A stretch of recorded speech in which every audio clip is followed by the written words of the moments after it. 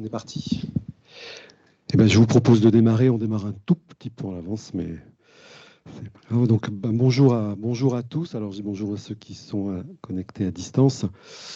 Alors, on vous remercie pour votre présence donc, à cette conférence du docteur Jacques Lucas, alors qui va être autour des services numériques en santé, comme on l'évoquait tout à l'heure, là, en particulier aussi sur la communication, sur les projets et enjeux des services numériques auprès des praticiens. Donc les règles que j'évoquais tout à l'heure, pour ceux qui sont à distance, là, plutôt nous interpeller par le chat, parce que ça va être compliqué sinon si vous vous connectez, si vous ouvrez les micros. Donc voilà, si vous pouvez effectivement laisser ceux qui sont à distance, caméra et micro fermés, et on relaiera vos interventions donc, par le chat. Et donc nous avons l'honneur et sommes très heureux d'accueillir pour cette conférence le docteur Lucas, alors, qui est président de l'Agence numérique en santé, l'ANS. Voilà, je pense que beaucoup connaissent l'ANS. C'est le bras armé, il se présente comme ça, de la délégation ministérielle du numérique en santé. Donc, c'est eux qui définissent tous les socles, tous les référentiels, enfin, tous les fondamentaux sur lesquels, effectivement, doivent s'appuyer après les solutions différentes pour mettre en musique, on va dire, le numérique en santé. Alors, il est également ancien vice-président, délégué général numérique du Conseil national de l'Ordre des médecins et aussi médecin cardiologue.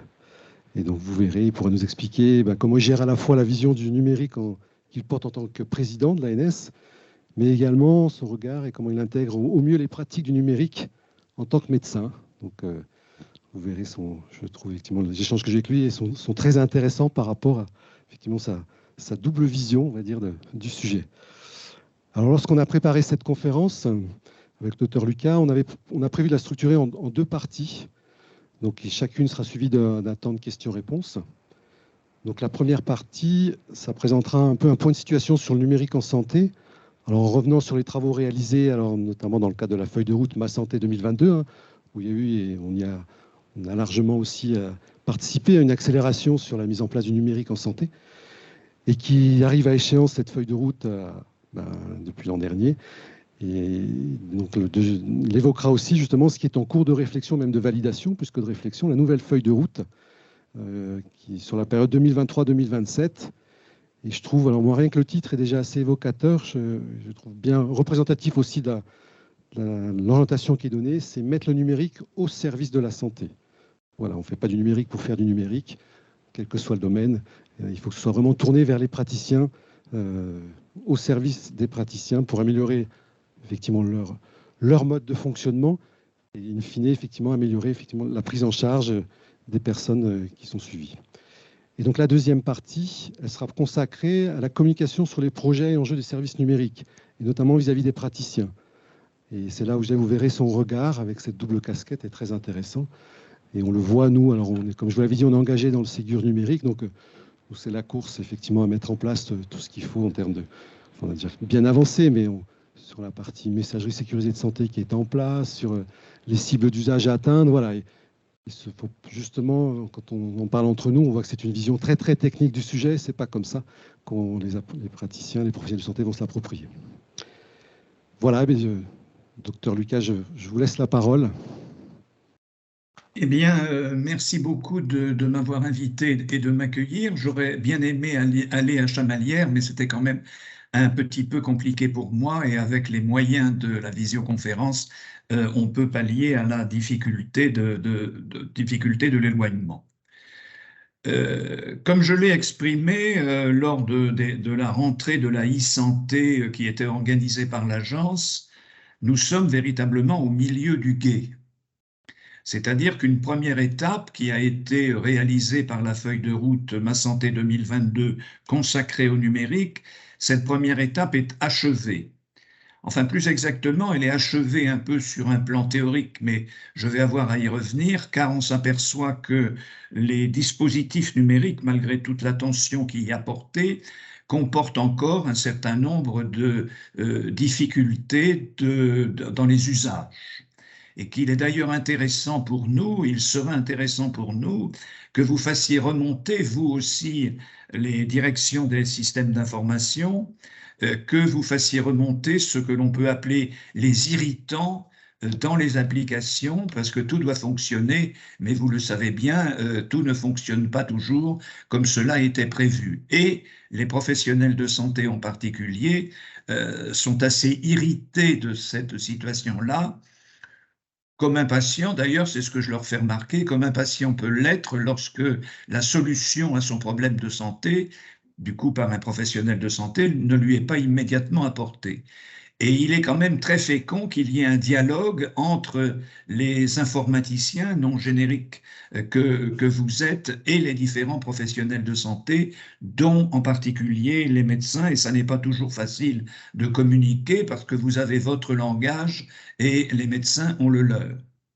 Alors, si nous sommes au milieu du gué, il faut avancer ensemble pour enfin atteindre l'autre rive où l'informatique sera vraiment merveilleuse et sera au service de la santé et en particulier au service du système de santé. Vous savez que le système de santé actuellement traverse une période délicate. Il n'y a pas que le numérique pour y apporter des remèdes et des solutions, mais le numérique peut indiscutablement apporter une amélioration.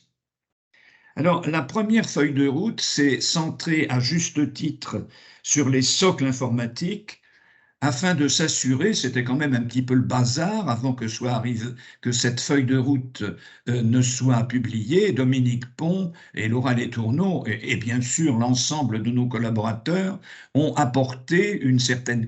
voulu apporter une certaine cohérence dans ces systèmes d'information, à savoir que chacun ne pouvait pas bidouiller des sujets informatiques dans son coin pour effectivement répondre à des besoins. Il ne s'agit pas de décrier ce qui a été réalisé, mais il fallait quand même que les systèmes d'information puissent communiquer entre eux. Et vous savez très bien que la grande difficulté de l'informatique en santé est que les moyens techniques qui étaient mis en place n'étaient pas interopérables.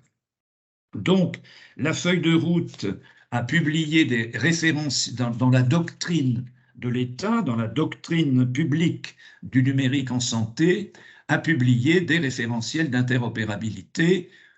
C'est pas à vous que je vais le dire, il faut bien que tout le monde parle dans le même langage informatique afin de fluidifier les échanges et les partages de données nécessaires entre les différentes structures de soins et le secteur médico-social d'ailleurs qui est assez en retard, mais qu'on va essayer bien évidemment de rattraper. Le deuxième point qui était nécessaire, puisqu'il s'agit au total de fluidifier les échanges et les partages de données personnelles de santé au sein d'un établissement, mais plus généralement dans un parcours de soins d'un usager ou d'un patient ou d'une personne dépendante, c'est des référentiels de sécurité sur les identités. Et notamment l'INS, l'Identité nationale de santé, qui continue d'ailleurs de faire couler beaucoup de débats dans le secteur libéral. Dans le secteur de l'hospitalisation, pas tellement, puisque quand une personne rentre dans un établissement pour une consultation, même simplement, ou pour y être hospitalisée, on lui demande bien évidemment sa carte vitale, qui est une identification pour l'assurance maladie, mais on lui demande également une pièce d'identité afin de s'assurer que c'est la bonne personne. Les professionnels de santé du secteur libéral et les médecins en particulier ont considéré que les cabinets médicaux, ce n'étaient pas des commissariats de police.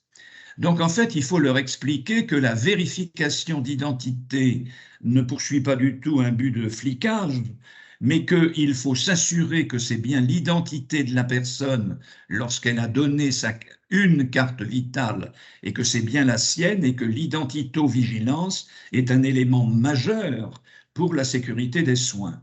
Donc il faut le répéter que l'identifiant national de santé n'a pas du tout pour objectif de fliquer les gens, puisqu'on accuse parfois l'informatique. Parfois d'ailleurs ça peut être vrai, mais enfin dans d'autres applications et dans d'autres pays, d'être des moyens pour surveiller les pratiques individuelles des personnes. Donc il y a l'identifiant national de santé pour assurer l'identitovigilance et que cet identifiant national de santé c'est le numéro de sécurité sociale que l'on a finalement sur sa carte vitale Et vous savez que la carte vitale en plastique va être non pas remplacée parce qu'elle va continuer d'exister, mais par l'application carte vitale de façon à dématérialiser totalement finalement la possibilité des échanges. Et donc la carte vitale dématérialisée, vous le savez peut-être déjà, mais va être généralisée. Et là encore, il va y avoir tout un processus d'accompagnement et d'explication à fournir, en sachant bien évidemment que la carte vitale en plastique, qui est maintenant quand même très généralisée, et qui a rencontré un grand succès pour la télétransmission sécurisée des feuilles de soins à l'assurance maladie, continuera d'exister.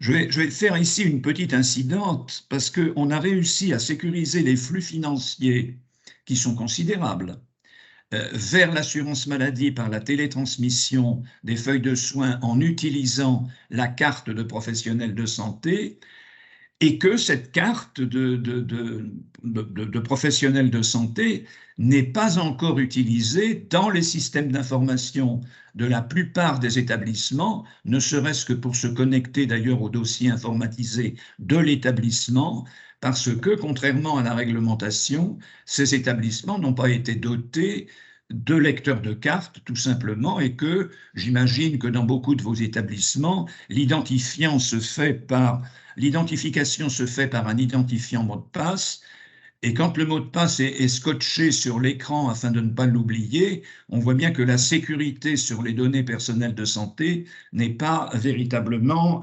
assurée. À côté de la carte vitale et de la carte vitale dématérialisée, il y a également l'identification des professionnels, qui est un élément majeur, mais je viens de l'aborder, à savoir que la CPS doit être un moyen d'identification forte dans les systèmes d'information, afin d'assurer une traçabilité certifiée des accès par l'usage de la carte de professionnel de santé. Cette carte de professionnel de santé, également en plastique, a été remplacée par la ICPS, donc une CPS dématérialisée, et qui connaît déjà un très grand succès. Elle a été très utilisée lors de la vaccination dans la phase de l'épidémie, et on sait qu'il y a eu à ce moment-là d'ailleurs des difficultés avec c'est pas véritablement du hackage, mais c'était quelqu'un qui téléphonait à un médecin qui s'était inscrit dans un centre de vaccination pour lui demander son numéro, son code en fait de sa CPS, et que le médecin, de façon très naïve, donnait son code, alors que les médecins, et en matière de communication, vous avez là un autre point d'attention, il ne viendrait à l'idée de personne de donner par téléphone à quelqu'un qui l'appelle le numéro de sa carte bancaire pour qu'il puisse retirer de l'argent.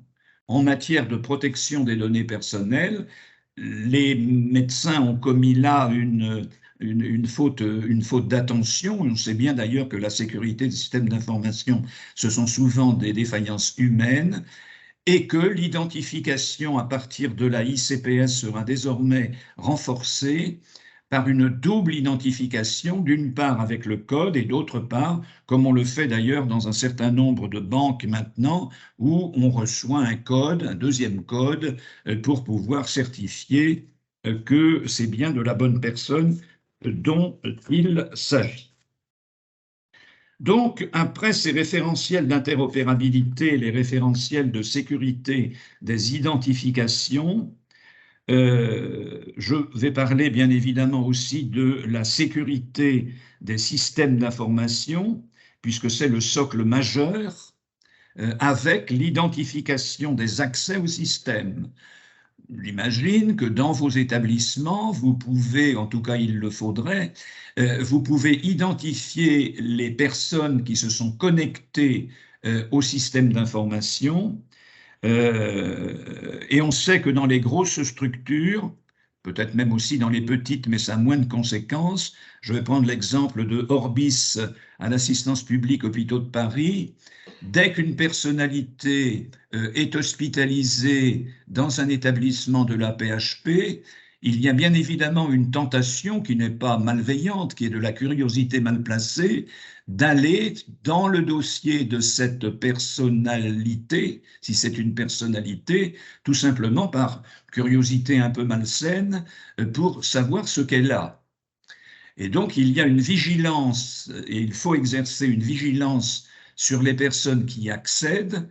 Est-ce que l'accès de n'importe qui, enfin d'une personne au système d'information pour avoir accès aux données personnelles de santé est licite ou illicite? C'est-à-dire que cette personne a-t-elle besoin d'accéder au système d'information ou est-ce qu'il s'agit d'une simple curiosité? Il faut donc appliquer les règles qui s'appliquent pour l'accès au DMP, appliquer les mêmes règles dans les établissements et faire comprendre, et c'est en même temps de la communication bien sûr, et faire comprendre aux professionnels de santé que ce n'est pas pour les embêter que cela est fait, parce qu'on va vous répliquer, cela nous prend beaucoup de temps, c'est pas comme ça qu'il faut faire, le temps médical est très précieux, il n'est pas question de le nier, mais on est dans un autre système en fluidifiant les échanges et les partages de données, en pouvant accéder facilement aux bases, on gagne également beaucoup de temps et on en perd finalement beaucoup moins qu'à feuilleter des dossiers papier. Donc il faut opposer à l'argument que ça peut être compliqué d'accéder à un système d'information. C'était encore beaucoup plus compliqué il y a quelque temps d'accéder à des dossiers papier, le temps de le chercher, le temps de déchiffrer l'écriture, enfin bon, un certain nombre de données. Donc ces aspects techniques doivent être expliqués simplement, mais avec conviction, aux professionnels de santé. Et je pense vraiment, enfin si je puis me permettre de dire ça, hein, bien évidemment, il faut prendre le temps. Parce que très souvent, le reproche qui est fait aux informaticiens, la réciproque étant vraie, hein, les reproches que vous pouvez faire vous-même aux professionnels de santé, c'est que vous allez trop vite dans les explications et que, par exemple, quand on vous demande d'intervenir parce qu'il y a un ordinateur qui ne fonctionne pas, vous le remettez rapidement en route et le professionnel, s'il était là pour essayer de s'approprier lui-même la manœuvre à faire si ça recommence, il n'y comprend rien parce que vous, bien évidemment, et c'est normal,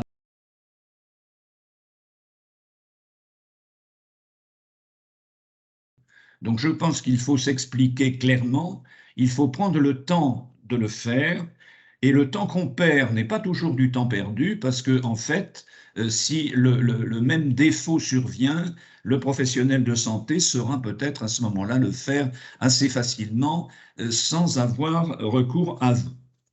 Sauf que, bien évidemment, les prises en main à distance des ordinateurs accentuent ce que je viens de vous dire, parce que du coup, on voit la flèche qui se déplace partout sur l'écran, et bien évidemment, l'utilisateur ne comprend pas du tout ce qui se passe.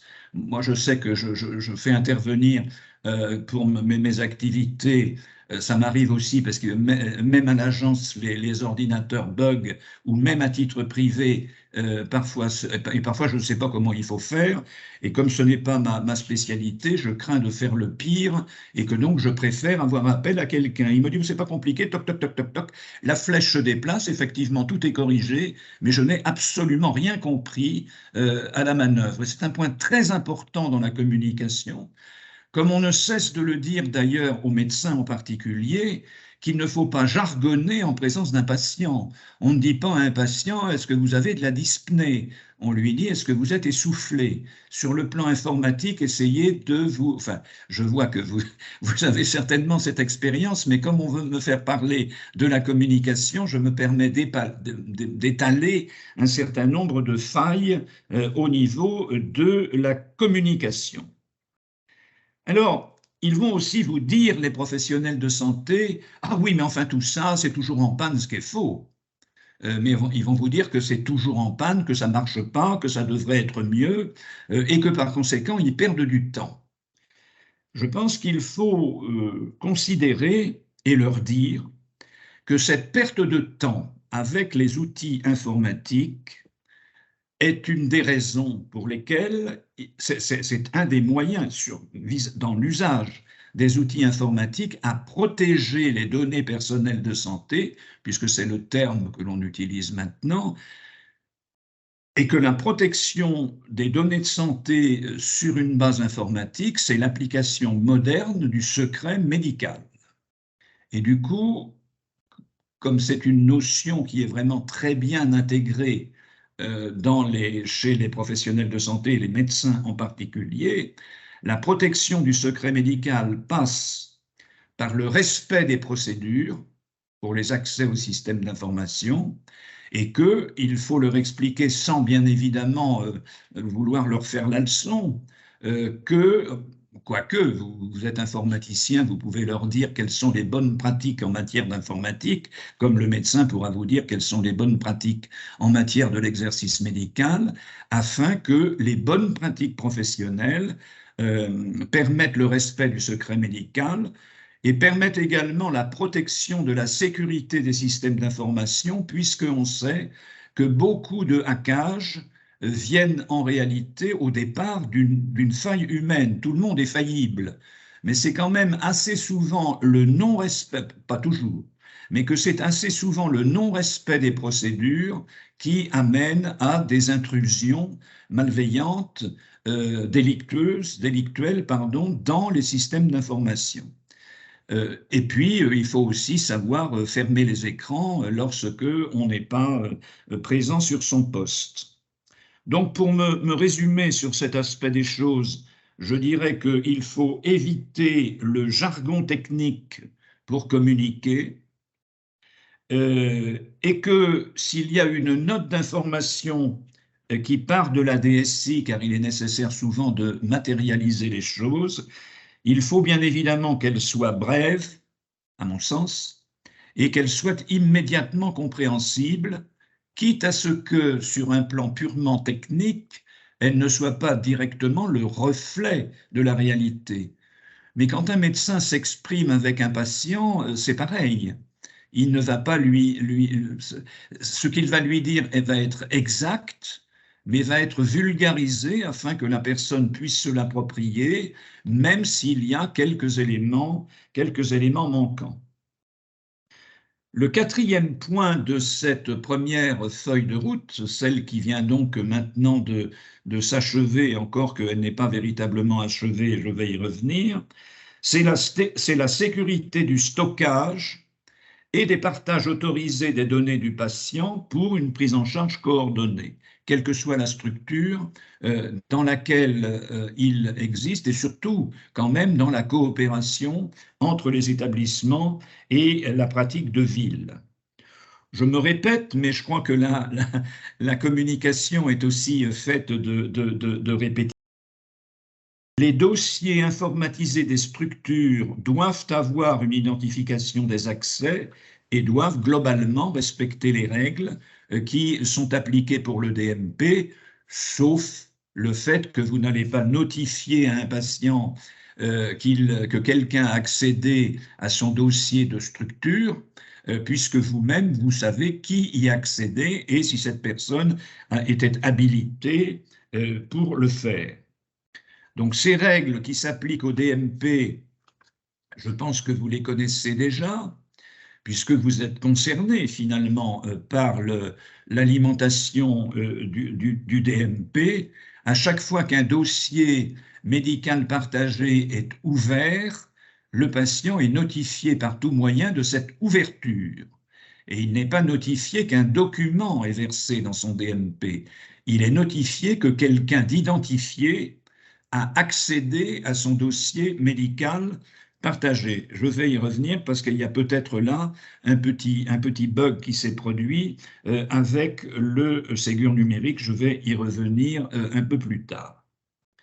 Alors, et puis enfin, le dernier point, qui est un point important, et on l'a vu pendant la pandémie, c'est également la sécurité dans l'offre de santé sur l'ensemble du territoire.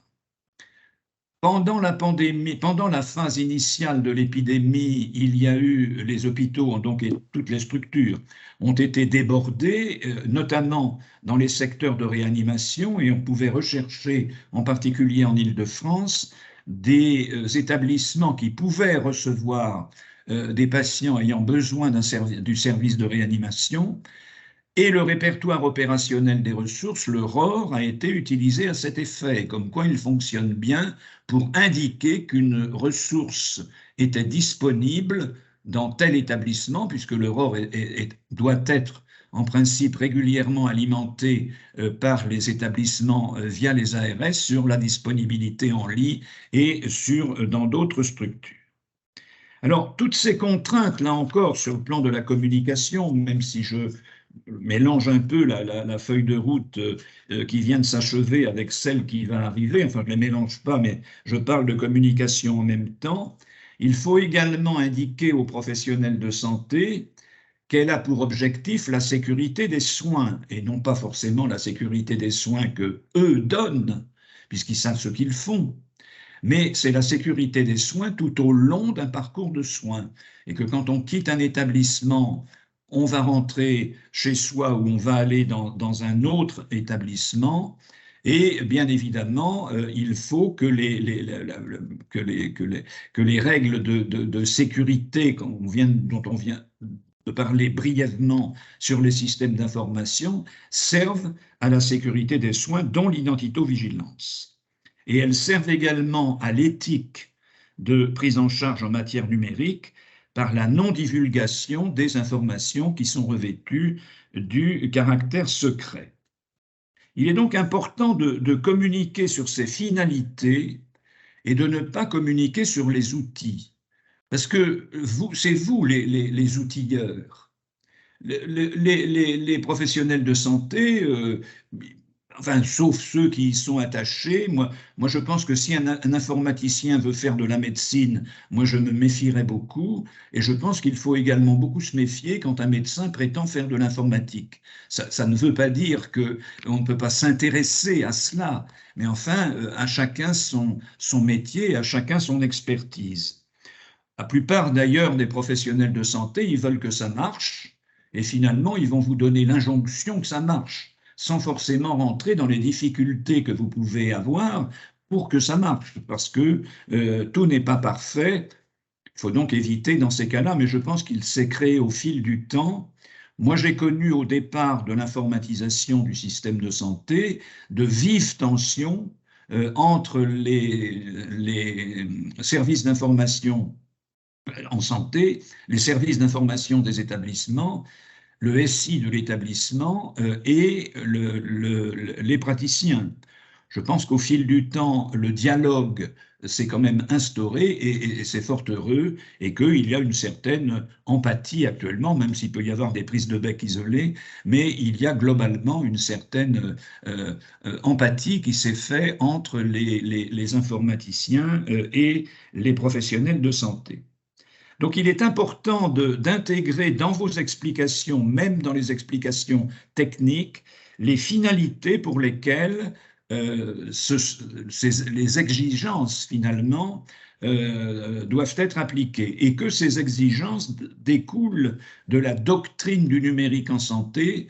C'est pas vous qui individuellement allez embêter les professionnels de santé, mais vous appliquez des qualités de bonne pratique informatique pour les professionnels de santé. L'agence a d'ailleurs édité à leur égard un guide d'hygiène informatique qui est plus spécialement destiné aux praticiens libéraux, puisque les praticiens libéraux, eux, n'ont pas la chance d'avoir un directeur des systèmes ou une directrice des systèmes d'information qui vient à leur secours. Ils doivent se débrouiller eux-mêmes. Bon, ils peuvent aussi avoir un informaticien dont ils sont les clients, mais enfin, globalement, ils doivent se débrouiller eux-mêmes, et un guide d'hygiène informatique a été rédigé à leur égard.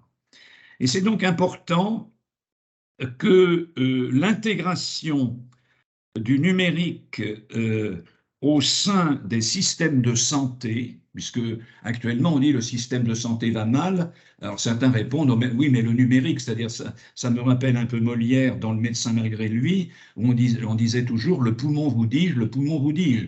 Là aussi on dit le numérique, le numérique. Il est bien évident que le numérique à lui seul ne va pas résoudre les difficultés que rencontre le système de santé, mais il peut être un levier puissant d'amélioration dans les coopérations interprofessionnelles notamment. Dans la communication numérique, c'est bien pour ça que j'évoquais cet aspect-là, le numérique vous dis-je, le numérique vous dis-je, c'est-à-dire le numérique paré de toutes les vertus. Il ne faut pas non plus masquer les risques et il faut avoir une communication claire, une communication loyale, en disant qu'il existe effectivement des risques, qu'il peut y avoir des intrusions dans les systèmes d'information et il faut rappeler aux professionnels que s'il y a des procédures à respecter, c'est bien que ces procédures évitent les intrusions dans les systèmes d'information, voire le blocage de ces systèmes d'information moyennant rançon. Alors, ça, c'était sur la première partie du gué, la première partie de la marche pour arriver au milieu du gué. L'erreur stratégique, enfin je dis une erreur stratégique, c'est un petit peu trop violent, où il ne fallait pas mélanger les choses, mais la stratégie du numérique en santé, ce n'est pas de construire les outils, c'est de faire en sorte que les outils soient appropriés aux usages. Donc néanmoins, il y avait des exigences vis-à-vis de ces outils, je vous les ai déjà énumérées, notamment l'identification et l'hébergement sécurisé et l'interopérabilité. Il faut maintenant passer aux usages et la feuille de route du numérique en santé, la deuxième feuille de route, si je puis dire, qui va aller jusqu'en 2027. Je ne sais pas si vous y avez déjà accès, mais elle est publiée notamment sur le site de l'agence, c'est mettre le numérique au service de la santé. Alors on aurait pu dire, mais pourquoi vous dites au service de la santé, puisque c'est au service du système de santé ou au niveau du système de soins, pas uniquement. Parce qu'il y a également le secteur médico-social, comme je l'ai dit, et il y a également la prévention, puisque à travers le numérique, en utilisant le numérique, on peut faire de la prévention, et notamment via Mon Espace Santé. Alors la nouvelle feuille de route, elle est mise en concertation, elle est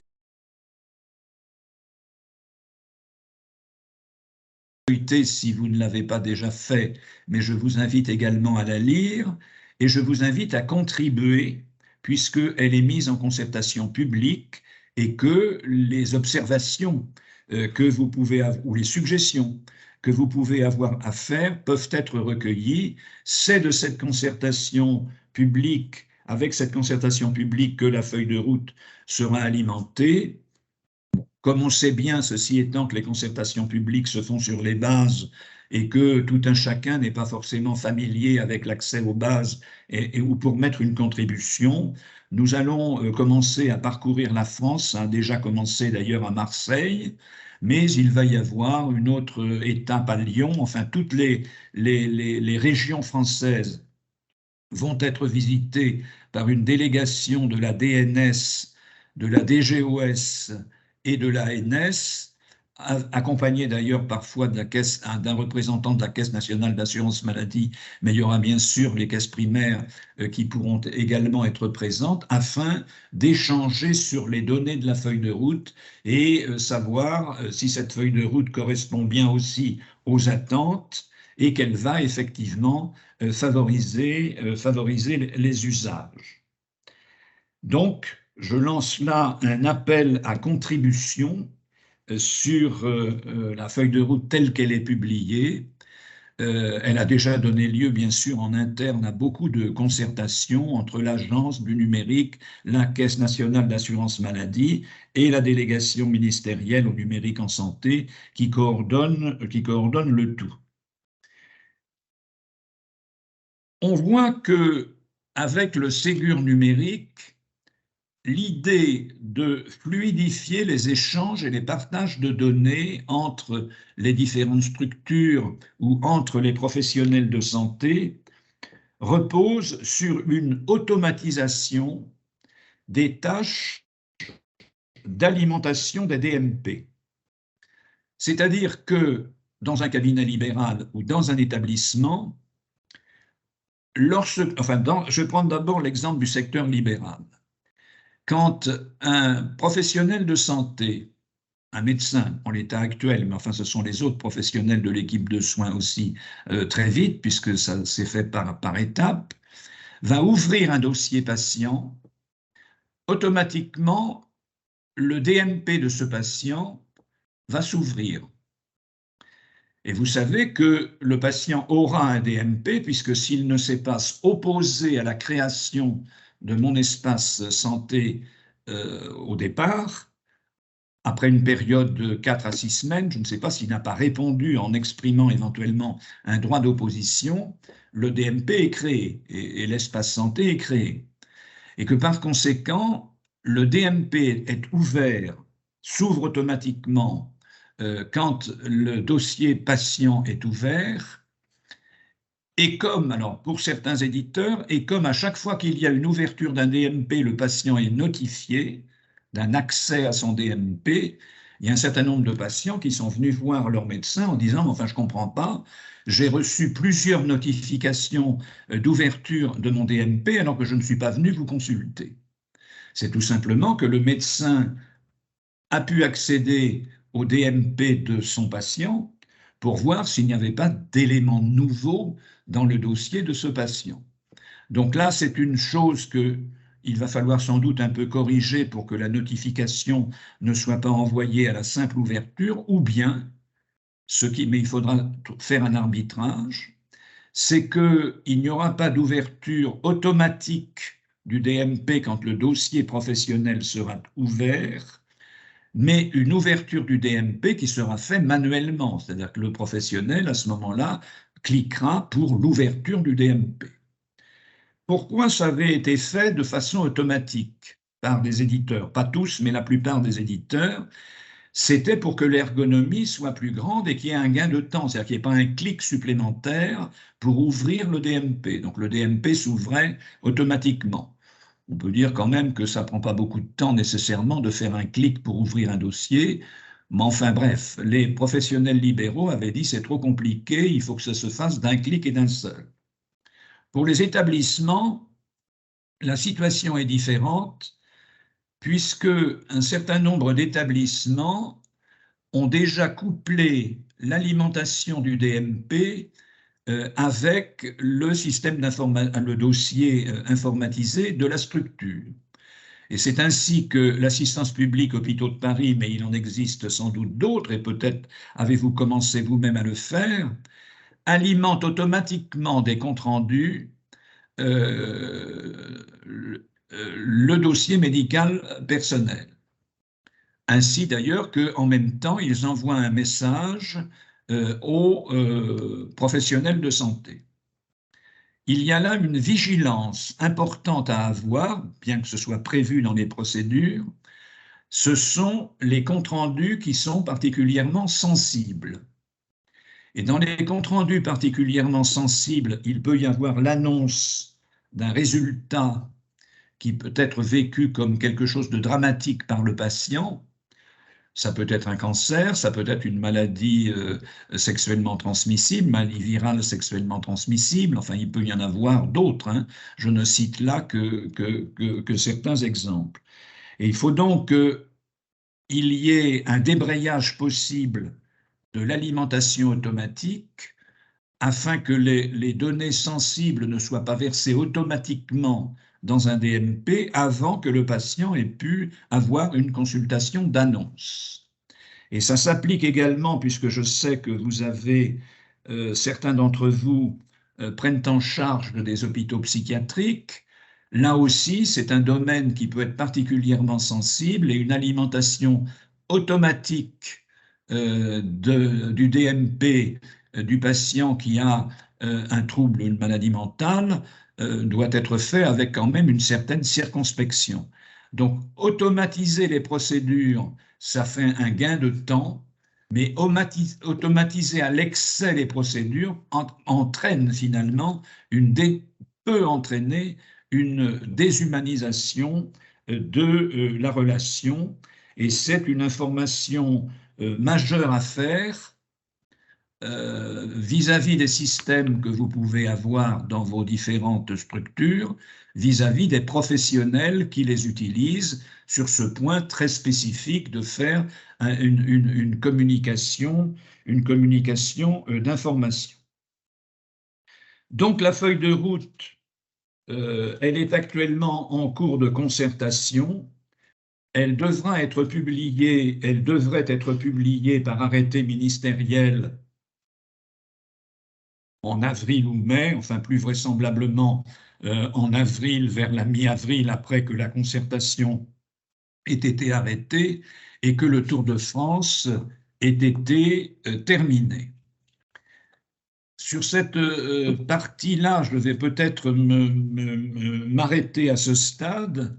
Il y aurait encore, bien évidemment, beaucoup de choses à exprimer, mais peut-être peut-on rentrer, je vous le suggère en tout cas, dans une phase d'échange et de partage sur des points que je n'aurais pas évoqués, parce qu'il y en a certains sans doute que je n'ai pas évoqués, ou des aspects de mes propos qui vous auraient paru un petit peu confus. Donc je vous propose maintenant de passer à une phase d'échange et de partage, si vous le voulez bien. Très bien. Merci beaucoup, docteur, pour cette première partie. Alors, je ne sais pas s'il y a des questions dans la salle ou effectivement on a proposé à ceux qui sont à distance, là, si vous voulez intervenir. Oui, de poser des questions sur le chat, Teams. Pas l'air d'en avoir. Oh, attendez, il faut que la première question arrive et après vous allez voir. Oui. Alors, peut-être pour lancer, merci pour cet exposé très clair. On voit effectivement le chemin parcouru. Vous avez rappelé tout ce qui a été mis en place en termes de socle, de référentiel. J'ai retenu aussi, vous l'avez évoqué, toute l'importance de la communication, avec justement le bon niveau de communication, avec les bons termes, sans je reprends vos termes jargonnés, ce qu'on a peut-être tendance à faire, nous, entre informaticiens. Et peut-être là, c'est le point que je voulais voir avec vous, évoquer avec vous, c'est vous dites, effectivement, on est au milieu du gué. Et nous, on le ressent. En tant qu'informaticien, on le perçoit bien, puisque comme je l'évoquais un peu en introduction, voilà, on met en place tout un tas de socles qui peut-être aujourd'hui, alors peut-être les médecins qui sont connectés pourront s'exprimer, mais on n'y voit pas un véritable usage derrière qui révolutionne leur métier. C'est pour ça que vous dites le milieu du guet, c'est une belle image. J'ai même tendance à dire, et encore une fois, je suis même assez admiratif de tout ce qui est fait ces dernières années, notamment en termes de concertation pour embarquer tout le monde, les professionnels de santé, les éditeurs, voilà, dans cette démarche. Mais ça va très très vite. Et c'est vrai que là, il faut arriver à stabiliser. Et je dis ça parce que voilà, on souffre aussi un peu de solutions qui sont livrées, qui sont justement livrées un peu dans l'urgence, que les éditeurs comme nous, ils ont vu effectivement qu'il y avait des subventions à la clé. Donc voilà, ils se précipitent pour livrer rapidement des versions, même si effectivement derrière il y a une démarche de référencement pour vérifier que c'est conforme effectivement à ce qui est aux normes qui s'imposent pour justement fluidifier et faciliter tous ces échanges. Mais voilà, on est dans une démarche où, je ne vais pas dire qu'on fragilise, mais ça va très très vite et on voit que beaucoup d'éditeurs sont en difficulté, les établissements de santé, nous, mais d'autres aussi avec qui je discute, ont un peu du mal à suivre cette course. Et encore une fois, je ne sais pas qu'il faut l'arrêter. Je pense qu'il faut effectivement peut-être encore davantage développer peut-être la communication pour que tout soit fait dans un rythme qui convient à tout le monde, quoi.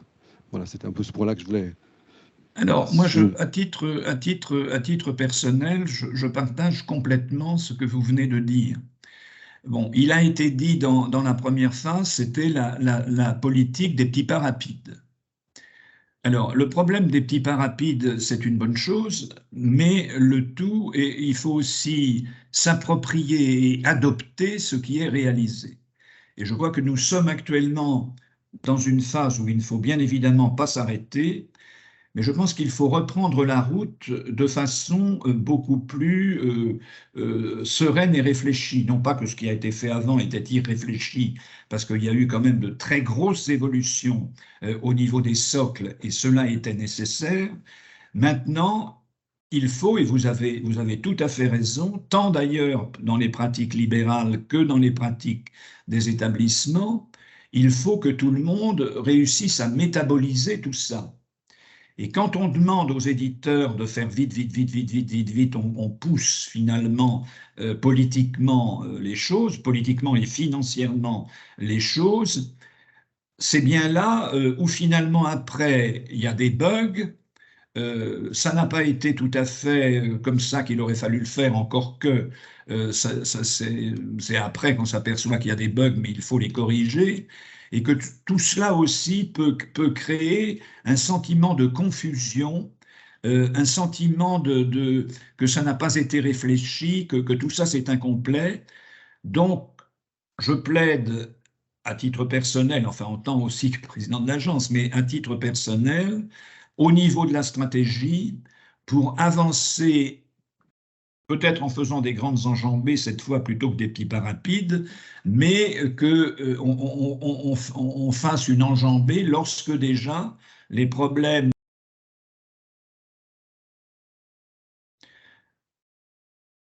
Je pense que ça va être aussi l'attitude qui va être prise très vraisemblablement par l'assurance maladie, parce que il faut faire des professionnels de santé, des différents professionnels de santé, mais des médecins en particulier, des ambassadeurs du numérique en santé.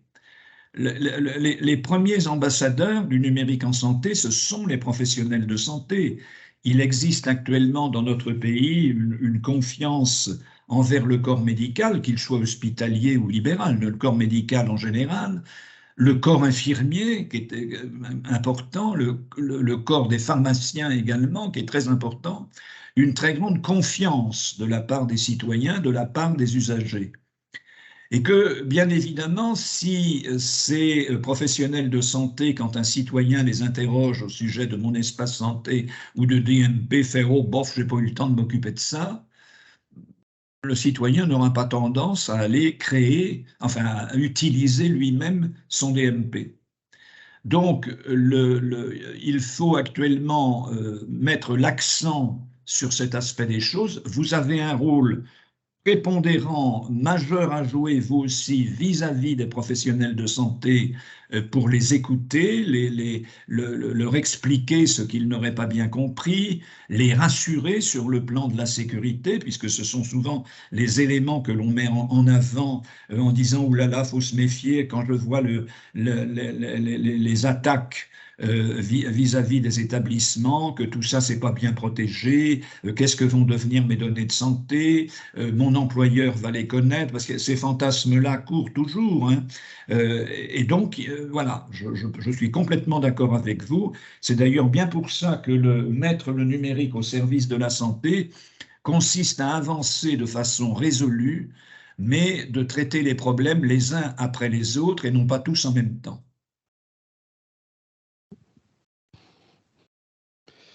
Vous voyez que j'avais vu passer une autre... Oui, si vous voulez. Une question. Oui, concernant effectivement ce que vous avez évoqué par rapport à la concertation qui démarre là sur la nouvelle feuille de route et le Tour de France. Voilà, le Tour de France, justement, je pense, pour présenter ce que j'ai compris, vous allez nous l'expliquer. Alors, le Tour de France, le Tour des régions, hein, concernant la feuille de route, il n'y a pas que mon espace santé dans la feuille de route, on parle également de la formation, on parle de la prévention, il n'y a pas que mon espace santé, même si mon espace santé est le cœur battant en quelque sorte du sujet. C'est les ARS qui lancent les invitations et elle est à destination, alors il y a d'une part la concertation citoyenne qui se fait de différentes manières, dont la concertation en ligne, mais vous recevrez certainement des invitations, enfin je l'espère en tout cas, de l'Agence régionale de santé de votre région pour que vous puissiez vous rendre à la présentation finalement de la feuille de route et au débat qui s'en suivra. Oui, on a bien reçu les invitations. Oui. On a effectivement eu une invitation pour Marseille et pour Lyon, je crois que c'est le 22 ou le 23 février. Oui, c'est ça, c'est ça. Moi, je sais que je vais dans certaines villes, on s'est partagé un petit peu la tâche. Mais il y a toujours une présence de la DNS, de l'ANS, et de l'assurance maladie et de la DGOS. Et de la DGOS, puisque en particulier la DGOS, et je pense que ça peut aussi s'appliquer dans vos établissements, puisque la télésanté, c'est-à-dire la télémédecine et le télésoin, sont bien évidemment concernés par la feuille de route. Mais finalement, on en parle moins, puisque c'est déjà maintenant connu. Encore que l'on voit, ça me permet de faire une parenthèse.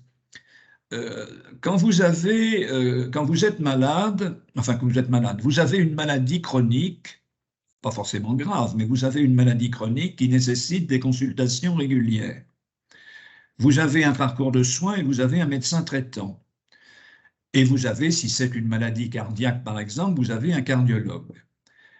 Il va y avoir des consultations qui vont se dérouler en présence, mais il peut y avoir également des téléconsultations qui vont se dérouler,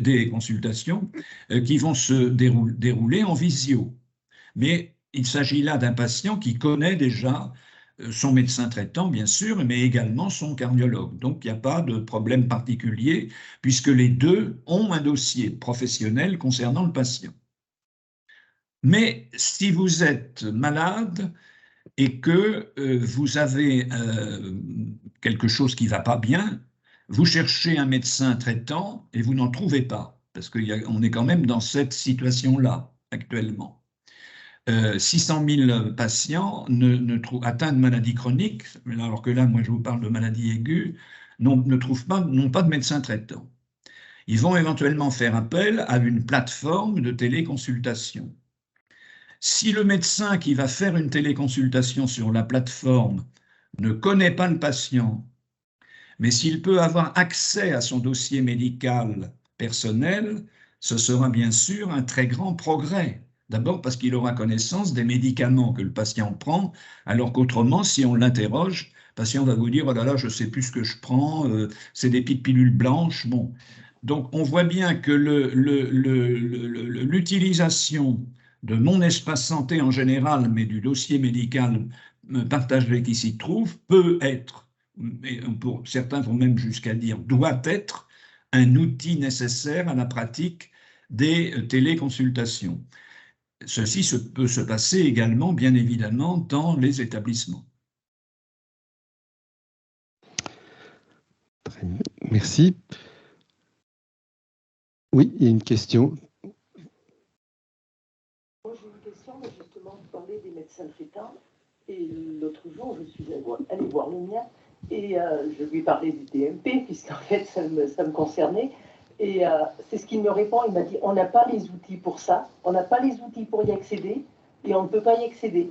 Et c'est vraiment dommage parce qu'en fait, finalement, on parle aujourd'hui du DMP. Alors, moi, je sais ce que c'est en étant au sein d'un établissement.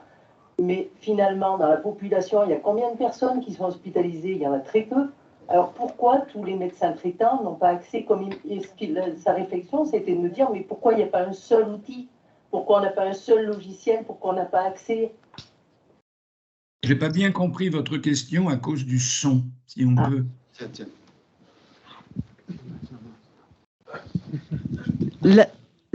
Ma question, c'était par rapport à... Je suis allée en visite vers mon médecin traitant, qui lui-même m'a dit, mais je n'ai pas accès au DMP. Je ne peux pas y accéder. Alors, c'est un médecin traitant... Non, alors, lui, il m'a dit, on n'a pas les outils pour. Si. Alors, voilà, moi, je vous réponds ce qu'il me dit. Oui, bien sûr, je comprends bien. Je ne peux pas le mettre en défaut. Et j'ai d'autres amis qui sont également médecins dans mes connaissances et qui me disent, non, nous n'avons pas accès au DMP. Parce que je lui ai dit, mais pourquoi vous ne le déposez pas dans mon DMP et tout ça? Mais il m'a dit, on n'y a pas accès. Alors, je ne sais pas, hein, moi, je ne veux pas mettre en défaut ce qu'il me dit. Il m'a dit, si on n'avait qu'un seul outil pour y accéder, ça serait bien. Si tout le monde avait le même outil, mais on ne les a pas. Voilà. Alors, ma réponse est la suivante. Avec le logiciel, c'est une question d'équipement logiciel, encore que même avec les anciens logiciels, si le médecin le souhaite, il a accès au DMP. Il suffit qu'il aille sur la plateforme de DMP, de taper le nom de la personne qu'il consulte, le nom, le prénom, enfin l'identité de la personne qu'il consulte, et il aura accès à son DMP à partir du moment où il aura bien évidemment sa carte vitale qui sera mise dans le lecteur nécessaire. C'était, je le reconnais, pas très ergonomique. En revanche, il y a donc ce que l'on appelle maintenant les logiciels Ségur, c'est-à-dire que les éditeurs vont mettre à jour les logiciels de façon à ce que le médecin accède automatiquement au DMP. J'ai d'ailleurs évoqué tout à l'heure le sujet en disant qu'il y avait même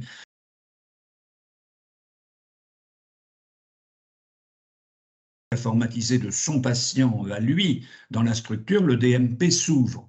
Alors, il est possible que votre médecin et que les médecins que vous avez vus n'ont pas encore eu la mise à jour de leur logiciel, tout simplement parce qu'ils ne l'ont peut-être pas demandé.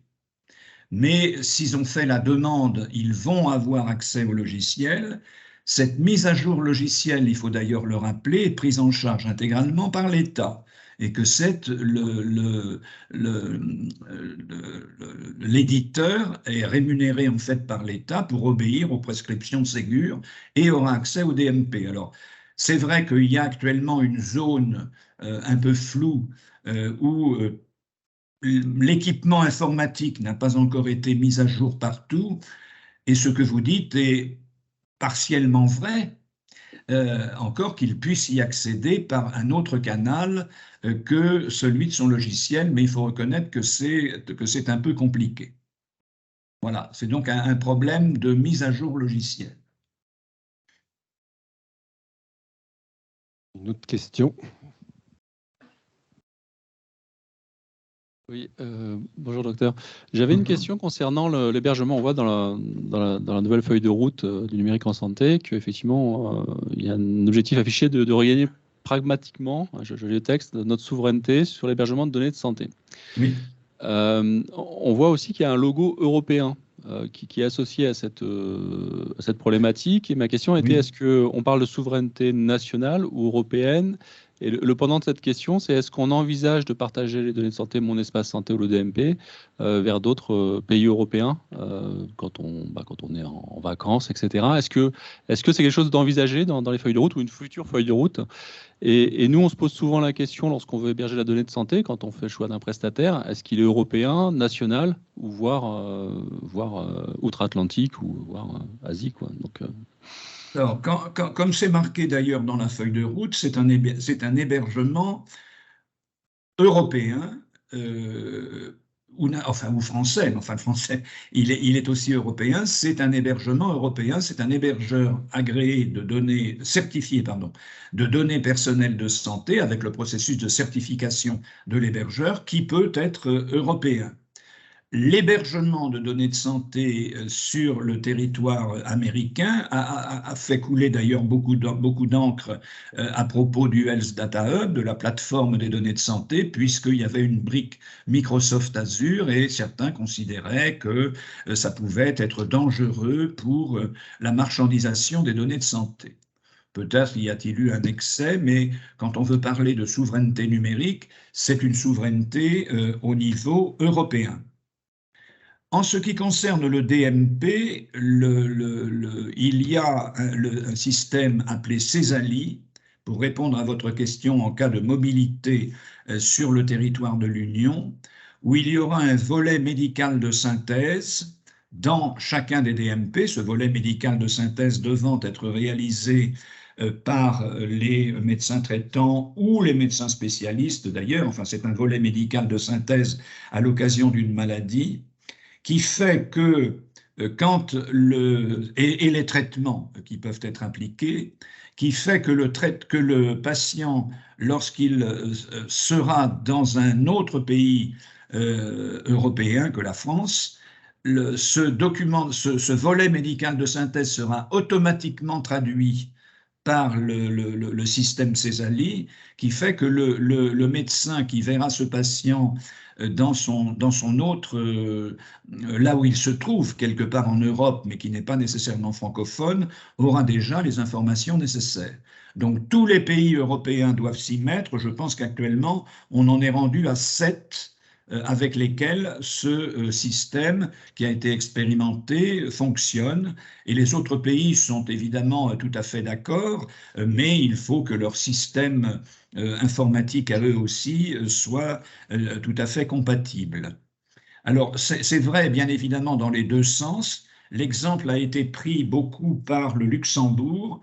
Pourquoi? Parce qu'il y a finalement beaucoup de transfrontaliers entre le Luxembourg et la France. Qui dit d'ailleurs transfrontalier ne dit pas nécessairement la proximité de frontières, puisqu'il y a également beaucoup de Portugais qui travaillent dans le Grand-Duché, ce que j'ai découvert. Et que bien évidemment, il faut qu'il y ait pour ces personnes-là, reprenons les Français plutôt que les Portugais, mais les Français qui vont au Luxembourg, ils peuvent être dans une zone où on va parler l'allemand ou le luxembourgeois et pas le français. Et c'est la même chose pour les luxembourgeois qui viennent en France. Donc c'est par l'intermédiaire de Césali qu'il y aura non pas l'ouverture du DMP dans son intégralité, mais le volet médical de synthèse qui sera traduit de façon automatique. Qui est déjà traduit d'ailleurs de façon automatique pour un certain nombre de pays. Merci. Et je vois qu'on a une question du docteur Vatel, donc qui est DIM sur le territoire d'Ardèche-Drôme. Je ne sais pas si vous la voyez, docteur Lucas, là, c'est concernant la mise en place des outils espace santé au niveau des pharmacies. Alors, qui exprime, qui sont, pour ce que j'en ai testé, d'une ignorance abyssale concernant DMP, MS Santé ou adresse de messagerie santé citoyenne. Oui, pourquoi les pharmaciens sont... Je ne vois pas quelle est la question par rapport aux pharmacies. Alors, quid de la mise en place des outils espace santé au niveau des pharmacies? Je ne saurais pas vous... Non, parce que peut-être que la question était que les pharmaciens pouvaient créer des DMP avec l'accord du patient, bien évidemment. Ils pouvaient, puisque initialement, il fallait que les patients créent leur DMP. Et ces créations de DMP étaient faites soit par un médecin, soit par un pharmacien, soit par la caisse, les services de la caisse primaire d'assurance maladie où le patient se rendait. Maintenant, il n'y a pas besoin de créer mon espace santé puisque s'il n'y a pas d'opposition à la création est faite automatiquement. C'est-à-dire ce qui se passe, c'est que vous avez dû d'ailleurs recevoir des courriers de l'assurance maladie ou des courriels de l'assurance maladie vous demandant si vous vous opposiez à la création du DMP, de mon espace santé dans lequel se trouve le DMP et la messagerie citoyenne. Je vais y revenir après. Si beaucoup de personnes d'ailleurs, et on s'en est aperçu assez rapidement, beaucoup de personnes ont perçu ce mail ou ce courrier comme étant de la publicité, enfin n'y ont pas attaché de l'importance. Si bien qu'au bout de, je crois que c'est 4 ou 6 semaines, je ne m'en souviens plus, je crois que c'est 6, au bout de 6 semaines, s'il n'y a pas eu de réaction, c'est-à-dire l'exercice d'un droit d'opposition, c'est la loi qui fixe les choses comme ça, le DMP est créé. Donc les pharmaciens ne sont pas concernés par le DMP. Alors ils sont concernés par l'accès au DMP, puisque tous les professionnels de santé membres de l'équipe de soins ont accès au DMP, mais à chaque fois qu'un professionnel a accédé au DMP, je me répète, le patient est notifié d'un nouvel accès à son DMP. Donc, il peut contrôler que, et si la personne qui a accédé n'était pas habilitée à le faire, il peut bien évidemment la masquer, enfin la supprimer, cette personne qui n'aura plus du tout accès au DMP. L'autre question posée par les pharmaciens, c'est ce que va devenir le dossier pharmaceutique. Il y a quand même beaucoup de personnes qui ont un dossier pharmaceutique, c'est-à-dire les médicaments qui étaient délivrés par l'officine, les officines. Est-ce qu'il va être intégré à mon espace santé, c'est très vraisemblable, ou est-ce qu'il va être absorbé dans le DMP? Ça peut être aussi être une solution. Mais à ce niveau-là, l'arbitrage n'a pas encore été rendu et le dossier pharmaceutique reste quelque chose d'un peu flottant, si je puis dire, puisque ce qui figure dans le DMP, ce sont les médicaments qui ont été délivrés par le pharmacien et remboursés par l'assurance maladie. Donc il y a un certain nombre de produits qui sont délivrés par les pharmaciens, et quand ils ne sont pas remboursés par l'assurance maladie, ils ne figurent pas actuellement dans mon espace santé. Combien d'entre vous, d'ailleurs, par curiosité, ont un espace santé qu'ils ont activé ou qu'ils ont ouvert? Ah oui, c'est... Alors, oui, il y a encore du progrès à faire, quoi. Oui, ça va être à peu près un peu plus de la moitié dans la salle. Un peu plus de la moitié. Et vous allez voir de temps en temps ce qui se passe dedans? Il faudrait aller voir quand même. Hein, en tout cas, vous êtes certain que si quelqu'un a accédé à votre dossier, vous allez être notifié de ce nouvel accès ou d'un document qui va être versé dans le DMP. Alors, dans mon espace santé, enfin, vous le savez peut-être, il y a le DMP qui est finalement le cœur, mais il n'y a pas que ça. Il y a également une messagerie citoyenne, c'est-à-dire que un médecin ou un autre professionnel de santé, enfin en l'état actuel c'est un médecin, mais les autres professionnels de santé sont pareils, pourra vous envoyer un message sur votre messagerie sécurisée, qui est l'identifiant national de santé, @patient, c'est-à-dire l'identité, .mssanté.fr, pour vous demander par exemple de lui envoyer une ordonnance que vous l'avez oubliée, qui est chez vous. Vous pouvez à ce moment-là lui envoyer l'ordonnance comme pièce jointe dans un mail. Et vous pouvez continuer d'échanger. Mais au bout d'un moment, le médecin pourra mettre fin, ou le professionnel de santé pourra mettre fin à la conversation, c'est-à-dire que le patient, en l'état actuel, ne peut pas prendre l'initiative d'envoyer lui-même un mail direct. Pourquoi est-ce que ça a été fait? Ça a été fait parce qu'il était craint que des patients envoient des mails. Maintenant, on envoie un mail pour un oui, pour un non, hein, pas forcément concernant la santé. Envoie des mails au médecin, que le mail ne soit pas immédiatement traité, que le patient vienne s'en plaindre, bon, bref, qu'il y ait finalement un télescopage sur ce sujet-là. Donc, il a été posé actuellement comme système technique que c'était le professionnel de santé qui était à l'initiative de l'ouverture de la conversation. Ça évoluera peut-être dans le temps. Il y a également un catalogue des applications référencées.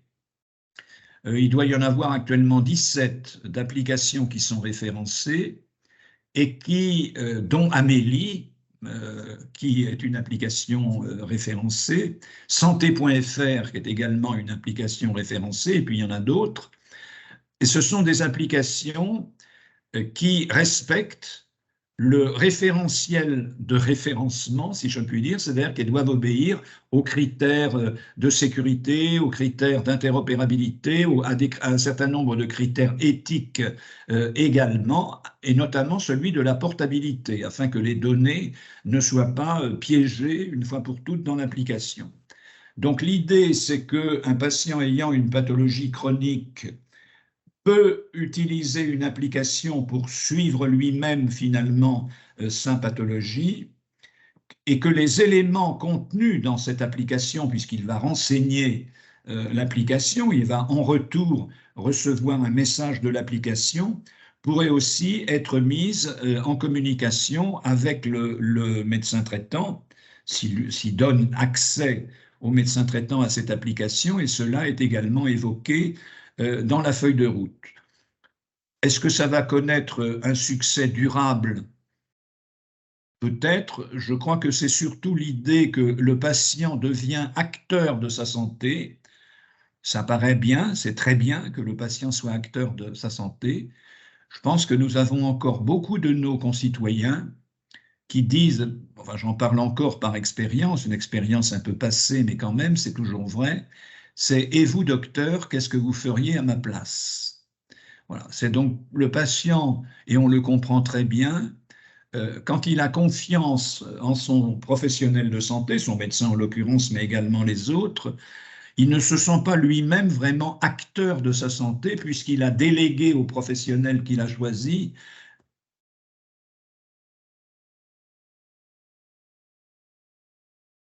mais la codécision dans la décision qui va être prise. Hein, c'est quand même le médecin qui va dire au patient, écoutez, voilà, je pense qu'il faut vous opérer. Dans un premier temps, évidemment, le patient va dire, vous croyez, il n'y a pas un autre moyen. Ben si, il y a un autre moyen, mais enfin, c'est quand même nettement moins bien. Voilà, il faut vous opérer. Donc, il y a toute une appropriation et un échange qui se fait avec le médecin, mais ça date pas du numérique. Il y a tout un échange qui se fait et que la décision médicale, c'est effectivement une codécision, c'est-à-dire que le patient, il n'a pas dit non, je ne veux pas. À la limite, s'il ne veut pas se faire opérer, ben, il ne viendra pas voir le chirurgien et puis il ne sera pas opéré puisqu'il n'aura pas été voir le chirurgien. Donc en fait, voilà, je pense que le patient acteur de sa santé, c'est bien, il faut travailler dans cette voie, notamment en matière de prévention. Il y a eu un comité citoyen qui s'est réuni récemment et qui a fait des propositions à cet égard-là, c'est-à-dire que mon espace santé peut aussi servir à la prévention. Si on met de l'intelligence artificielle qui va traiter les différentes données individuelles, du coup, on voit bien qu'il peut y avoir des messages de prévention qui pourraient être automatiquement envoyés à la personne. La prévention, comme son nom l'indique, c'est pour prévenir les maladies, mais généralement les gens qui sont bien portants ne font pas attention aux règles qui s'imposent pour prévenir les maladies. Donc il y a encore là aussi toute une pédagogie à faire. Et ce qu'il faut voir, c'est que le numérique en santé, à mon sens, c'est quelque chose de nouveau et que tout nouveau, de nouveau, c'est un nouveau radical quand même un peu, ça change la donne. Il faut que les gens se l'approprient et l'adoptent. Et la première réaction quand on a quelque chose de nouveau, c'est de mettre en avant les risques. Donc, alors que sur le sujet du numérique, il faut bien évidemment ne pas masquer les risques, mais il faut mettre évidemment en avant tous les avantages. Il faut que tous les cabinets des professionnels de santé soient équipés de logiciels fonctionnels, ce qui n'est encore pas le cas. Il faut que tous les établissements de santé, notamment les établissements médico-sociaux, soient également bien équipés. On sait que le secteur médico-social a beaucoup de retard. On sait qu'on est une population globalement vieillissante et que les personnes âgées ont accès au numérique. Ce n'est pas le fait de l'âge qui fait le non-accès, mais parfois elles ont plus trop envie de s'en servir, donc il faut qu'elles soient bien évidemment accompagnées. Et puis enfin, il faut qu'il y ait du débit sur la totalité du territoire. Alors, il y a eu beaucoup d'avancées en matière de débit Internet suffisant pour que le numérique en santé se développe. Il y a encore beaucoup de problèmes à faire. Moi, j'étais récemment à Albi, où il y avait une réunion des maires au sujet du numérique en général, des maires des mairies, au sujet du numérique en général et du numérique en santé en particulier. Il y a vraiment il faut évangéliser la France entière en matière numérique, mais comme ça s'est fait autrefois sur d'autres accès à l'information. Merci beaucoup pour votre éclairage. Alors, je vois qu'il nous reste une vingtaine de minutes. C'est vrai qu'on avait prévu d'évoquer la partie communication voilà, auprès des praticiens, les enjeux en termes de communication auprès des praticiens. Vous l'avez déjà évoqué. Oui, je l'ai évoqué. Je pense qu'on peut reprendre quelques points, oui. On peut reprendre quelques points. La première chose à se dire quand on veut communiquer, c'est que n'est pas communicant qui veut. Et que surtout, attendez, je vais me donner un peu de lumière parce que n'est pas communicant qui veut, ni même les agences les agences de communication qui mettent en avant des éléments de langage comme elles disent, qui sont toujours très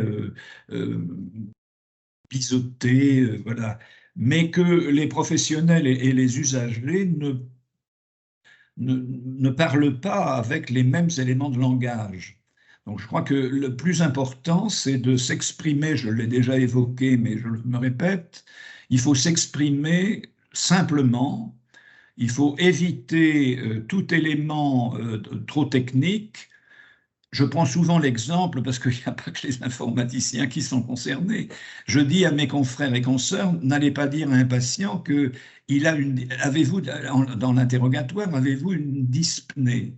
La plupart des patients ne savent, certains le savent, mais d'autres ne le savent pas. On demande à un patient, est-ce que vous êtes essoufflé? On ne lui dit pas, avez-vous une dyspnée? Je prends cet exemple-là, mais on peut multiplier les exemples. Donc, sur le plan il faut donc éviter les termes techniques qui vous sont familiers, je l'ai déjà dit, mais utiliser des termes qui soient clairs, simples et loyaux. L'information, elle doit être claire, donc il faut faire attention à ce que l'usager peut comprendre. Il faut lui redemander d'ailleurs, pour s'en assurer, de reformuler la réponse que vous lui avez faite afin de s'assurer qu'il a bien compris. C'est comme ça d'ailleurs qu'on peut s'apercevoir qu'il n'a rien compris du tout. Donc il faut lui demander de reformuler. Et il faut bien évidemment mettre en avant les bénéfices que comporte l'informatisation des données de santé. Il ne faut pas masquer les risques, parce que le risque de hackage, le risque zéro n'existe pas. Ce n'est pas la peine de le masquer, mais ça ne majore. Enfin, je pense même que l'informatisation des dossiers a protégé plutôt ces dossiers que les dossiers qui étaient en papier dans les chariots qui traînaient dans les couloirs des établissements ou qui restaient grands ouverts sur les différents bureaux. Donc, je pense que c'est un progrès. Il faut aussi veiller, bien évidemment, à dire à ce moment-là qu'il faut éteindre l'écran lorsqu'on n'est pas devant, qu'il faut veiller à ce que le mot de passe ne soit pas scotché sur l'écran de l'ordinateur et utiliser, si possible, une carte personnelle, mais on est... Voilà. Mais il faut que le mot de passe soit également suffisamment compliqué, que ce ne soit pas 4-0 ou 1, 2, 3, 4, quoi. Le deuxième élément dans la communication, ça n'est pas non plus de dire regardez, c'est merveilleux, hein, de raconter Alice au pays des merveilles parce qu'elle arrive dans le monde informatique, ou de leur dire comme ça, de leur dire ça va vous aider. Je pense qu'il faut expliquer de façon assez neutre ce qui se passe, neutre mais enthousiaste, ce qui se passe. Et c'est aux utilisateurs qui vont venir vous retrouver le lendemain et qui vont dire oh, c'est merveilleux, c'est magnifique, pourquoi on n'a pas vu ça avant? Ou qui vont au contraire vous revenir vous dire oh, ben, c'est nul ton truc, pourquoi? Donc la question, c'est vraiment au niveau de l'échange et de faire remonter d'ailleurs, hein, il faut faire remonter les données via les ARS, via les grades, ou en vous adressant peut-être dans les mois qui viennent directement à l'agence, parce que j'ai demandé qu'il y ait également des remontées qui puissent se faire directement sur le site de l'agence, à condition qu'elles soient identifiées, bien sûr. Hein. Si c'est par pseudo que ça remonte à l'agence, on n'a pas vocation à se transformer en réseau social, de façon à ce qu'on puisse avoir le ressenti terrain de ce qui se passe et non pas des conceptions en chambre qui ont été faites. Je pense également que vous devez contribuer finalement à la formation des professionnels de santé, à leur formation au numérique. Alors, il va y avoir bien évidemment des formations qui vont être faites dès la formation initiale des professionnels de santé, dans les différents établissements, les différentes facultés, les différentes universités, et ce sera également inscrit dans le développement professionnel continu. Mais vous avez aussi des rôles de formation plus quotidiennes, je l'ai évoqué tout à l'heure, en ne réparant pas trop vite la panne qui s'est produite à la suite d'une manipulation d'un professionnel de santé, mais en le lui expliquant. Alors vous avez bien sûr dans vos établissements une autorité hiérarchique. c'est pas le fait qu'elle soit hiérarchique, qu'elle détienne la vérité, hein, c'est bien évident. Et il faut surtout entendre les remontées de terrain. Mais je pense qu'il n'y a plus actuellement, enfin il peut en exister encore, mais il n'y a plus de conflit entre les DSI, les chefs d'établissement et les professionnels de santé assez globalement. Et que s'il y en a, il faut en analyser les raisons. Et il faut en analyser les raisons de façon très simple et non conflictuelle, de façon à avancer. Sinon, on n'avance pas. Si tout le monde est fâché, ça ne fonctionne pas. Je pense également, peut-être contrairement à vous, je n'en sais rien, mais qu'il existe une autorité naturelle des DSI et des informaticiens vis-à-vis des professionnels de santé. Parce que sur ce terrain-là, vous êtes meilleur qu'eux. Alors ils sont pas enclins à le reconnaître forcément spontanément, mais je pense que vous avez sur nous une autorité naturelle et elle sera bien évidemment renforcée si vous leur manifestez de l'empathie. La réciproque pouvant être vraie d'ailleurs, en comprenant bien évidemment les difficultés qu'ils peuvent avoir. Alors, il faut aussi, bien sûr,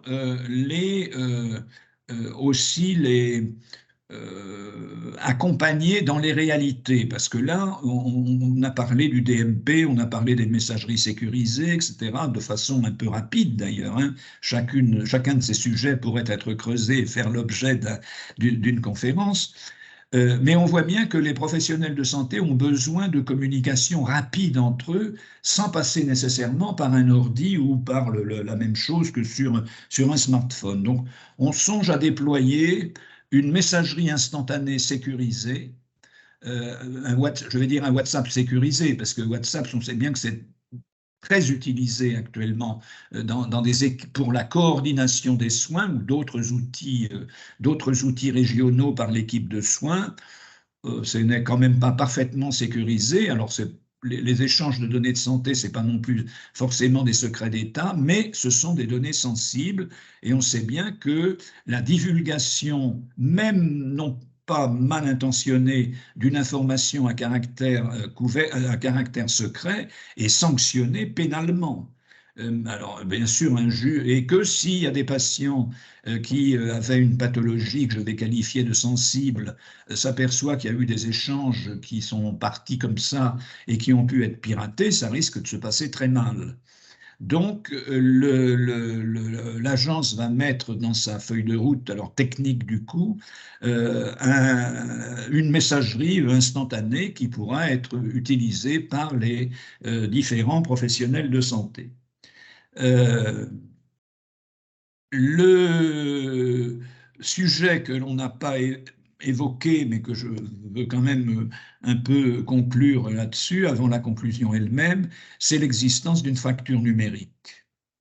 Cette fracture numérique, elle peut être territoriale, mais celle-ci est en voie de résorption parce que les investissements de l'État et des opérateurs ont été tels que je crois que les zones actuellement non couvertes se réduisent comme des peaux de chagrin. Je ne dis pas qu'il n'en existe pas encore, mais enfin, elles se sont quand même considérablement réduites. En revanche, il existe des fractures numériques sociales et on voit bien que pour les utilisateurs finaux, il y a entre 15 et 17%, c'est les dernières publications de l'INSEE, d'électronisme. Et que contrairement à une idée reçue, ce ne sont pas nécessairement les personnes âgées.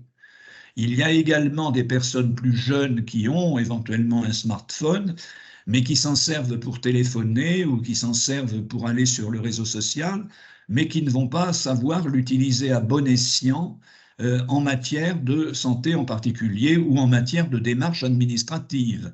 On voit bien d'ailleurs actuellement, la dernière chose, c'est la disparition des timbres rouges où on va donner là, des moyens pour envoyer finalement, c'est le mail payant, quoi, en gros, plutôt que... et on voit bien que il y a des personnes qui vont directement être touchées par l'électronisme. Et quand j'avais été à Albi, ce que j'ai évoqué tout à l'heure, c'est un sujet majeur actuellement. 17% de la population, c'est pas rien. Et c'est souvent en plus les personnes qui ont des difficultés à accéder au système de soins. La défenseur des droits a d'ailleurs publié, a beaucoup insisté là-dessus, que le numérique en général, et que le numérique en santé en particulier, pour ce qui nous concerne, ne doit pas envahir, en l'état actuel, tout le panorama. C'est-à-dire qu'on ne peut pas dire à quelqu'un, si vous n'avez pas de moyens numériques, vous savez, dans 3 ans, vous ne pourrez plus être soigné. Ce n'est pas possible de dire des choses pareilles. Donc il faut bien garder des possibilités alternatives en espérant qu'elles deviennent progressivement minoritaires et qu'à ce moment-là, on dira, bon, ben, ça devient obligatoire pour tout le monde. Alors, moi, j'ai dit que nous étions au milieu du gué. Qu'il y a encore un chemin à parcourir, il ne faut pas se masquer la réalité. Il y a actuellement 10%, il y a 2% de patients, pardon, 2% de citoyens qui ont exprimé le refus de mon espace santé, donc qui ont exercé leur droit d'opposition. Donc ils n'auront pas d'espace santé, donc ils n'auront pas de DMP puisqu'ils l'ont refusé, ont exercé un droit d'opposition. Alors on dit c'est pas beaucoup effectivement, mais je crois qu'il y a eu aussi beaucoup de personnes qui n'ont pas exprimé de droit d'opposition, qui ne s'y opposent pas, pardon, mais qui sont un peu inertes en fait en réalité, qui ont mis ça un peu de côté et qui ont dit oh voilà on verra bien, on verra bien. Donc le fait d'on verra bien, et qu'est-ce que fait mon voisin en quelque sorte. Donc voilà, c'est que si on ne s'y met pas sur le chemin et si on ne milite pas un peu autour de soi, enfin militer, si on n'en parle pas positivement, ça mettra beaucoup plus de temps à se déployer. Il n'y a actuellement que 10% de dossiers actifs sur 63 millions, je crois, hein, je ne sais plus quelle est la population française, moins les 2%, il n'y en a que 10%, donc ça reste quand même encore très faible. Alors, on sait bien que ça peut être comme les marais salants, c'est-à-dire qu'au début, ça cristallise pas beaucoup, et puis quand ça commence à cristalliser, ça cristallise, et hop, tout le marais devient avec du sel. On peut espérer que ce sera comme ça, ou que ça soit, comme on dit, en tache d'huile, de façon progressive. Mais il faut communiquer sur ce plan-là. Alors, ce que je viens de dire, c'est la lucidité, mais ça n'interdit évidemment pas l'enthousiasme de l'engagement pour mieux faire. Et il faut que vous soyez, comme d'ailleurs l'indiquait le titre, que vous deveniez vous-même des ambassadeurs du numérique près des professionnels de santé et que eux deviennent des ambassadeurs dans les usages près des patients. Donc je crois qu'il faut tous s'y mettre. Bon, la prochaine feuille de route, elle va jusqu'en 2027. On sait que notre beau pays est traversé par des secousses sociales importantes actuellement et que les professionnels de santé qui travaillent en établissement ou qui travaillent en ville ont la tête ailleurs et que les citoyens ont également la tête ailleurs. C'est-à-dire que le climat actuel se prête pas très bien finalement à l'évangélisation du numérique en santé qui voilà, arrive un peu comme les cheveux sur la soupe, alors qu'il y a bien d'autres difficultés. Bon, c'est pas pour ça qu'il faut plier la Gaule, quoi, hein. Je pense qu'il faut continuer à faire du prosélytisme, de dire précisément que si le numérique en santé était déployé, notre système de santé ne connaîtrait pas les mêmes turbulences que celle qu'il a actuellement, même si ce n'est pas la panacée. Hein, si on manque de médecins, si on met des outils numériques, ça ne va pas créer des médecins. Voilà, il faut quand même continuer de prêcher pour le déploiement du numérique. Moi, je suis tout à fait persuadé par les fonctions antérieures, même que j'ai occupées quand j'étais au Conseil national de l'ordre, que le numérique peut vraiment faciliter l'accès aux soins, notamment par les téléconsultations, mais il n'y a pas que ça. Il y a le service d'accès aux soins qui se crée, qui est en cours de création actuellement et qui va permettre de mutualiser sur le territoire les disponibilités médicales, un peu comme Vitmados. Rappelez-vous, pendant l'épidémie de Covid, il y avait un start-upper qui avait créé Vitmados afin de localiser sur le territoire où il y avait des créneaux disponibles pour se faire vacciner. De même que les startups comme Doctolib, mais il n'était pas le seul, mais c'est le seul qu'on retient, pour la prise de rendez-vous en ligne, a quand même modifié considérablement également les accès aux soins. On pourrait comme ça multiplier les